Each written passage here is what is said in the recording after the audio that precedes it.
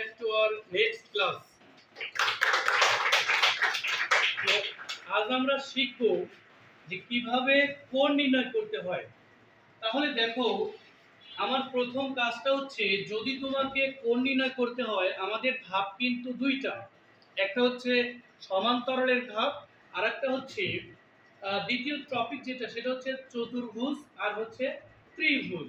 তাহলে দেখো, আমরা জানি যদি একটি সরলরেখাকে আর একটা সরলরেখা সেট করে তাহলে কিন্তু বিপরীত কোণ উৎপন্ন হয়। তাহলে এই জায়গায় দেখো, এই চিত্রে তোমার এই BHF এই কোণটা FHE এই কোণটা আর EHD এই কোণটা সমান। তাহলে একটু চিন্তা করো, যদি আমি এই কোণের মানটা পাই তাহলে কিন্তু এই কোণের মানটাও পাবো, এই কোণের মানটাও পাবো।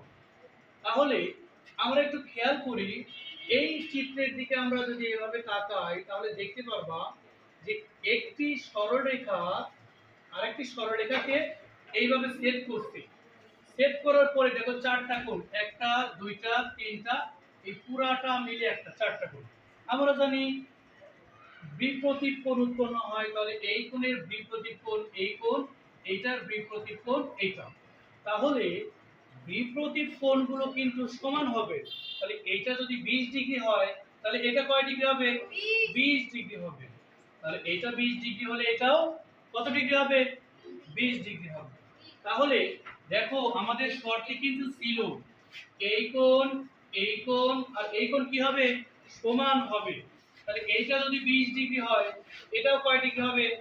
20 ডিগ্রি। এটাও কত ডিগ্রি হবে? 20 ডিগ্রি। যেহেতু আমাদের এখানে বলে দিচ্ছে যে এই তিনটা কোণ সমান হবে, তাহলে আমরা বিপরীত কোণ হিসেবে এই কোণ পাওয়ার পরে তাহলে তিনটা কোণ কিন্তু সমান লিখলাম। আমাদের প্রশ্ন হচ্ছে CHD, অর্থাৎ CHD এই কোণের মান আমাদের বের করতে হবে। তাহলে যখন আমরা এই অ্যাঙ্গেলটা বের করতে যাব, একটা জিনিস খেয়াল রাখবা, সম্পূরক কোণ কি? যদি দুটি কোণের পরিমাণ 180 ডিগ্রি হয় তাহলে একটি কোণকে অপর কোণের সম্পূরক কোণ বলে। এখন সম্পূরক কোণ কিভাবে উৎপন্ন হয়? একটা সরলরেখার উপরে সম্পূরক কোণ সৃষ্টি হয়। তাহলে এইটা যদি একটা সরলরেখা হয় তাহলে এই দুটো কোণ মিলে কয় ডিগ্রি হবে? 180 ডিগ্রি হবে।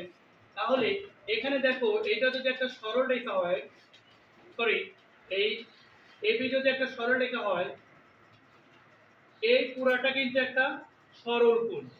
তাহলে আমার এই কোণ এই তিনটা কোণের মান দেওয়া আছে আর এই কোণের মান দেওয়া আছে, বের করতে হবে কোনটা? এটা। আমার এই কয়েকটা মিলে কত ডিগ্রি হবে? 180 ডিগ্রি। তাহলে প্রথমে এই তিনটা যোগ করব, কত হয়? 60, আরো কত আছে? 90। তাহলে সব মিলে কত হচ্ছে? যোগ করলে কত হয়? 150। তাহলে এই কোণ মিলে যদি 150 হয় তাহলে এই কোণ কত হবে? 30 ডিগ্রি। কেন? আমার এই পুরাটা মিলে হবে 180 ডিগ্রি।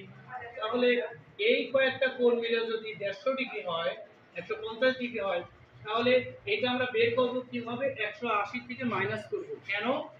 এই যে একটা সরলরেখা, এই সরলরেখায় সম্পূরক কোণ উৎপন্ন হয়।